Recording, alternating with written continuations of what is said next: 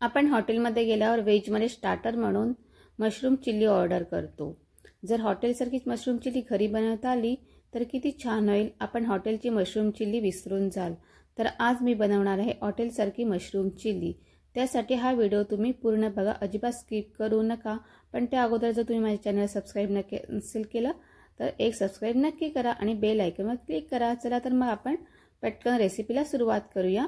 तर इथे मी मशरूम घेतलेला आहे आणि 3 प्रकारच्या मिरच्या घेतलेल्या आहेत बघा, हिरवी, पिवळी आणि लाल, कांदा आणि पोपटी मिरची सुद्धा घेतलेली आहे। तर आता हे मशरूम आहे ते आपण आता चिरून घेऊया। ते मशरूम जे मोठे आहेत मशरूम त्याचे मी 4 तुकडे करून घेते आणि जे छोटे मशरूम आहे त्याच्यात मी 2-2 तुकडे असे करून घेते। ते बघा हे सर्व मशरूम मी चिरून घेतलेले आहे। आता एका भांड्यात मी काढून घेते आणि त्यानंतर ह्या ज्या मिरच्या आहेत त्या सुद्धा मी छोट्या छोट्या आकारामध्ये त्या चिरून घेते। म्हणजे साधारण चौकोनी असे तुकडे करून घ्यायचे आहेत आपल्याला, खूप मोठे नाही, छोटेच करायचे आहेत म्हणजे शिजताना लवकर असं शिजली जाते ही मिरची।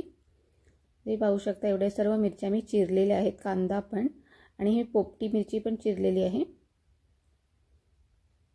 तर आता इथे मी मशरूम घेतलेले आहे, त्यामध्ये हाफ टीस्पून काळी मिरीची पावडर टाकलेली आहे, half teaspoon red chilli powder, 2 TBSP एवढी कॉर्नफ्लॉवर टाकलेला आहे, 1 TBSP एवढा मैदा टाकलेला आहे आणि चवीप्रमाणे मीठ। आता आपण हे छानसे व्यवस्थित मिक्स करून घेऊया सर्व। म्हणजे हे जे कॉर्नफ्लॉवर आणि मैदा आहे ते सर्व मशरूमला छानपैकी लागला पाहिजे। कोटिंगसाठी मैदा घेतलेला आहे मी आणि कॉर्नफ्लॉवर, थोडंसं पाणी टाकून घेते। ते बघा सर्व व्यवस्थित असं लावलेलं आहे। तर आता आपण हे मस्त असं डीप फ्राय करून घेऊया।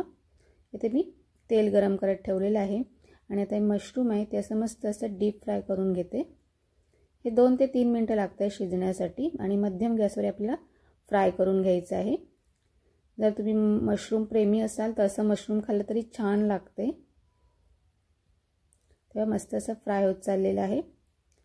आता हे मशरूम आहे ते फ्राय झालेलं आहे, तर मी काढून घेते। आता हे आपलं तेल काढून टाकायचं आहे आणि मग असं मी टिश्यू पेपरमध्ये सर्व काढून घेते। याचप्रमाणे सर्व मशरूम मी आता फ्राय करून घेते। तेव्हा मशरूम फ्राय झालेला आहे। आता आपण चिल्ली बनवायला घेऊया। तर इथे मी पॅनमध्ये तेल टाकलेलं आहे, जे आपण मशरूम फ्राय केलं त्यातलंच तेल मी वापरलेलं आहे इथे। त्यामध्ये जे आल्याची मी असं किसलेलं आलं घेतलेलं आहे 1 TBSP एवढं आणि हे लसूण घेतले बारीक असा केलेला, क्रश केलेला। ह्या मिरच्या मी चिरलेल्या होत्या उभ्या त्या टाकलेल्या, मी पोपटीच मिरच्या वापरते कारण की तिखटपणासाठी कमी असतात। आता 2 मिनिटांपर्यंत हे परतून देऊया मध्यम गॅसवर। त्यानंतर जे आपण सर्व प्रकारच्या मिरच्या आणि कांदा कापलेला तो मी टाकलेला आहे आणि ते पण आता मस्त असं आपण मिक्स करून घेऊया। आणि सर्व प्रोसिजर आपल्या ही मध्यम गॅसवरच करायची आहे। आता मी झाकण ठेवून देते आणि आता आपण हे 5 मिनिटं मध्यम गॅसवर शिजवून देऊया। 5 मिनिटं झाले आहेत, आपल्या मस्त असं मिरच्या सर्व जी भाजी आहे शिजलेली आहे।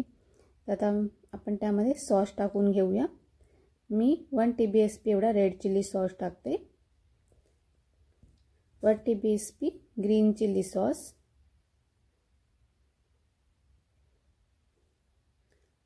1 TBSP सोया सॉस आणि 1 TBSP एवढं मी व्हिनेगर टाकून देते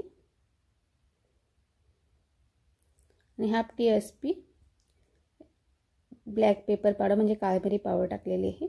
आता आपण छान असं मिक्स करूया। हे बघा मस्त असं आपला मशरूम चिल्लीला छानशी कलर आलेला आहे बघा, छानपैकी हॉटेलसारखी सेम। आणि जे आता आपण मशरूम फ्राय केला ते टाकून देते। तर सर्व मशरूम आहे ते ह्यामध्ये मी टाकून देते।